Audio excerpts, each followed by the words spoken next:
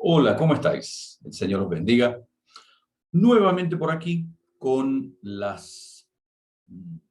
análisis, las perspectivas y los principios espirituales que podemos extraer del libro de Josué. La semana pasada habíamos compartido algunos principios espirituales que encontrábamos en los primeros capítulos, es decir, de alguna manera toda la preparación de Israel para ingresar a la tierra prometida. Y es muy interesante que desde el capítulo 6, prácticamente, y hasta el capítulo 19, 20, por ahí, todo tiene que ver con la distribución de las tierras. Es decir, las tierras que Israel le correspondía, ellos tenían que ir y derrotar y expulsar a los habitantes, ¿sí?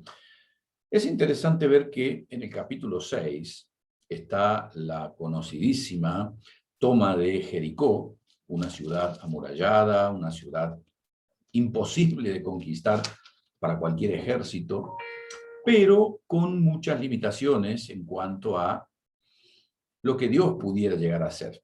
Es decir, para un ejército normal era imposible de ser conquistada, era una de esas fortalezas que difícilmente un hombre pudiese acceder. Sus murallas eran no solo altas, sino muy anchas, es decir, había que tener realmente una estrategia de guerra muy importante para destruir a Jericó.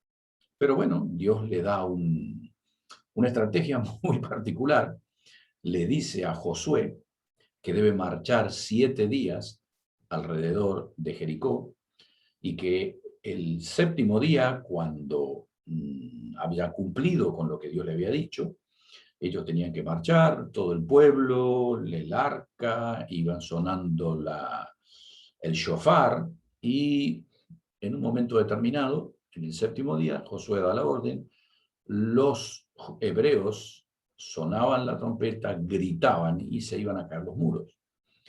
Claro, yo imagino los habitantes de Jericó, que ya estaban muy aterrorizados pensando en la posibilidad de que Israel pudiese invadirlos, de pronto se encuentran con que los hebreos están dando vuelta alrededor de la ciudad todos los días, la misma cantidad de gente, haciendo sonar las cornetas y demás. Y yo creo que el primer día les habrá asustado, el segundo día les habrá preocupado, y entiendo que el quinto, el sexto día, y aún el séptimo, cuando les vieron llegar, se burlaron de ellos. Yo no tengo ninguna duda de que se han burlado, pero ¿cuál es la cuestión? Era para reírse, claro, era ridículo, tan ridículo como que con un palo voy a dividir el mar. Tan ridículo como pensar que una persona que hace 3 días que está muerta, que ya tiene olor, de pronto puede salir de la tumba. Bueno, Moisés abrió el mar con un palo y Jesús lo llamó a Lázaro para que viniera fuera de la tumba 3 días después de su muerte. Es decir, si Dios está en el tema, no hay ningún problema. Israel hace lo que Dios le dice.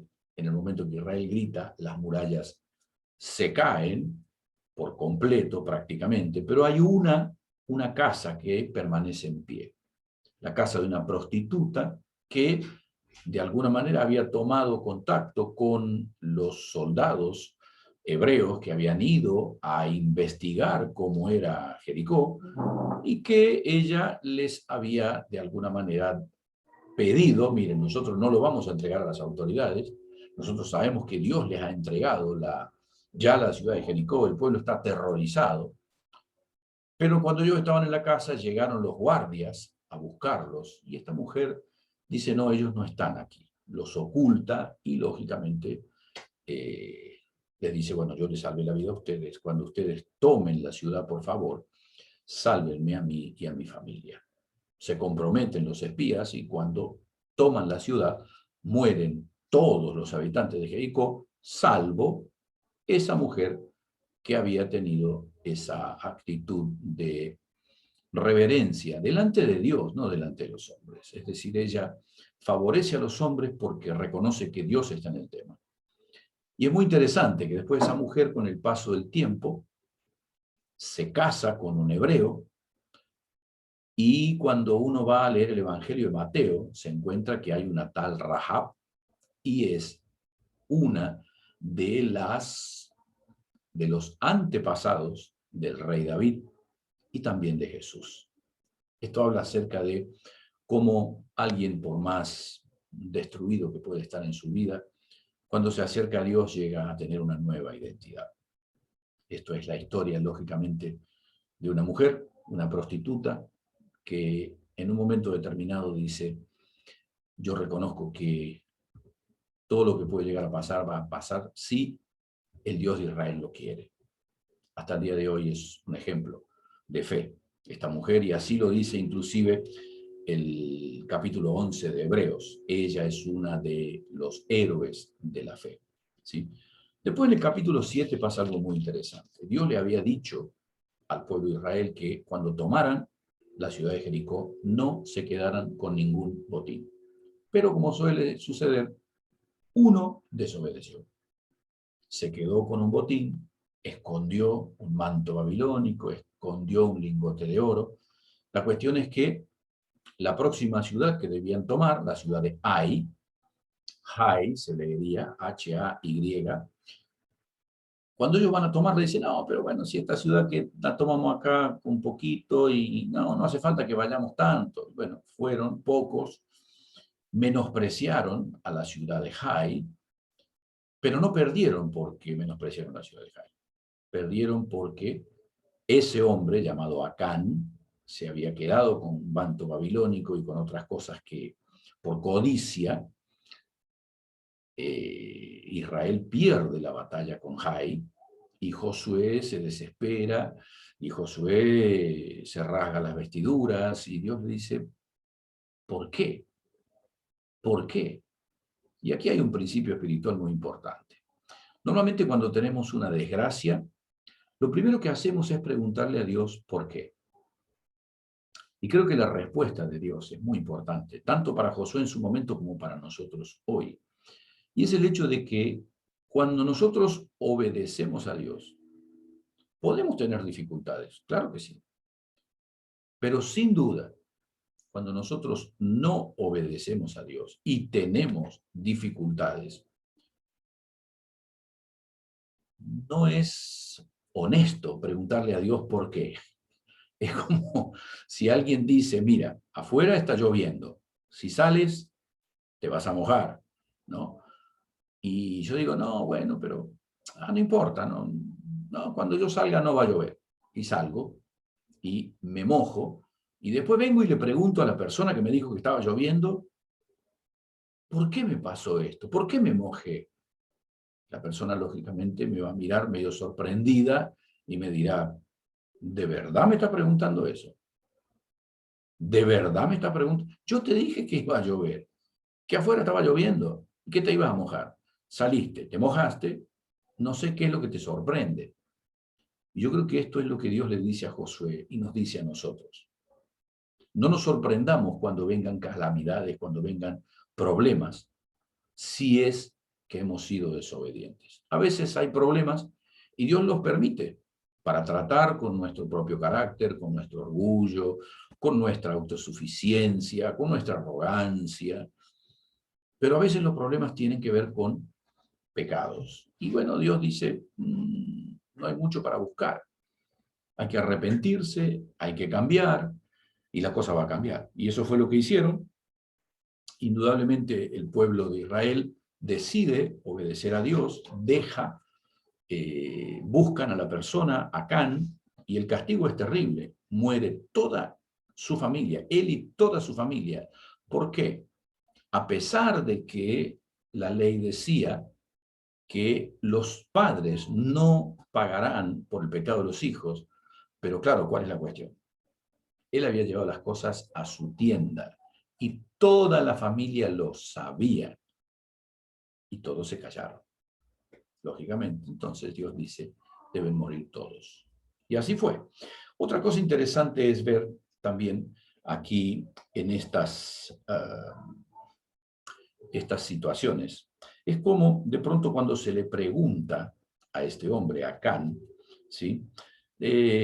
por qué él había tomado esto, ¿no? Y él dice el versículo 7:20, verdaderamente yo he pecado contra Jehová el Dios de Israel y así he hecho, pues vi entre los despojos un manto babilónico muy bueno, 200 siclos de plata, un lingote de oro de peso de 50 siclos, lo cual codicié y tomé. ¿A qué le hace recordar ese codicié? Me pareció que era muy bueno. Exactamente la misma tentación de Eva en el jardín del Edén. Cuando nosotros codiciamos algo, tenemos que tener mucho cuidado, porque la codicia es un arma de doble filo y nos puede llevar a pecar contra Dios. Por eso es bueno que revisemos nuestro corazón, porque en cada uno de nosotros, desgraciadamente, vive un Acán.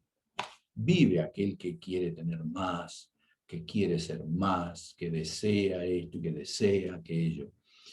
Y la verdad es que yo creo que eso es parte del espíritu de ese tiempo. Y lógico, Dios no quiere eso para sus hijos, ¿sí? Seguimos un poquito, en el capítulo 8 está la toma y destrucción de Jai. Israel castiga a Acán, van más soldados, toman la ciudad. En el capítulo 9 hay algo muy interesante. Los gabaonitas, viendo lo que Dios venía haciendo con Israel en la zona, están aterrorizados de que les pase lo mismo que le había pasado a los demás pueblos, y entonces se las ingenian y ellos dicen, vamos a ir al campamento de Israel y les vamos a decir que nosotros venimos de lejos y ellos nos van a aceptar, ellos nos van a perdonar, no nos van a atacar. Vamos a decir que venimos de lejos, que nosotros no somos un problema, pero, y vamos a ver qué pasa. Bueno, así hicieron, y resulta ser que en un momento determinado, ellos plantean todo esto, los israelitas hacen un pacto de no agresión, por así decir, ¿sí? Y el versículo 14 dice algo muy, muy significativo. Los hombres de Israel aceptaron sin consultar al Señor. Y uno dice, oh, wow, ¿y esto cómo se arregla? Esto nos ayuda también a ver que en todo lo que hacemos, en todo lo que digamos, siempre tenemos que consultar este bendito libro. Siempre tenemos que consultar este libro. ¿Por qué? Porque la verdad es que cuando nosotros nos creemos autosuficientes, cuando estamos seguros de que no nos vamos a equivocar, ahí tenemos un problema serio. Bueno, después, a causa de eso, ellos hacen un pacto de no agresión con los amonitas y después los gabaonitas, los reyes de las regiones vecinas, atacan a los gabaonitas porque habían hecho precisamente un acuerdo con Israel y como Josué se había comprometido de estar haciendo un acuerdo con los gabaonitas, van ellos y los defienden de contra estos 5 reyes. Y ahí sucede algo tremendamente milagroso, tremendamente milagroso. Es una batalla impresionante entre Israel y Gabaón contra los otros reinos. Dice la Escritura que en un momento determinado Dios envía una lluvia de granizo y las piedras eran tan grandes que mataron más soldados las piedras que cayeron que los que murieron a espada. Así que imagínense la cantidad de hombres que murieron. Pero ¿cuál es la cuestión? Tenían que conquistar esa tierra. Y en un momento determinado pasa algo extraordinario. Dice la Escritura que estaba tan venciendo Israel en la batalla que en un momento determinado Josué hace una locura. Josué ora a Dios pidiéndole, le dice al sol que se detenga, le dice al sol que se detenga, que de alguna manera el día tenía que durar más, tenía que haber más sol para que Israel pudiera vencer definitivamente la batalla. Y es tremendo esto, tremendo porque lo que sucede allí de una manera muy, muy milagrosa,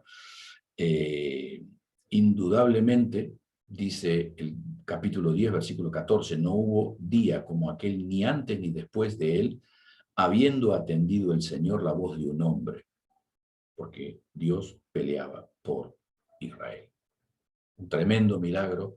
Y ese día al medio, ahí, es lo que nosotros conocemos como el famoso año bisiesto, porque febrero tiene 29 días cada 4 años, precisamente porque ese día no existe en los calendarios. ¿Por qué? Porque fue un día que duró más, ¿sí? Por eso hay un día, cada 4 años hay un día más en el calendario, ¿sí? Yo creo que, bueno, por ahora tenemos bastante. Teóricamente, en un par de días cerramos el libro de Josué. Que el Señor los bendiga y gracias por acompañarnos siempre.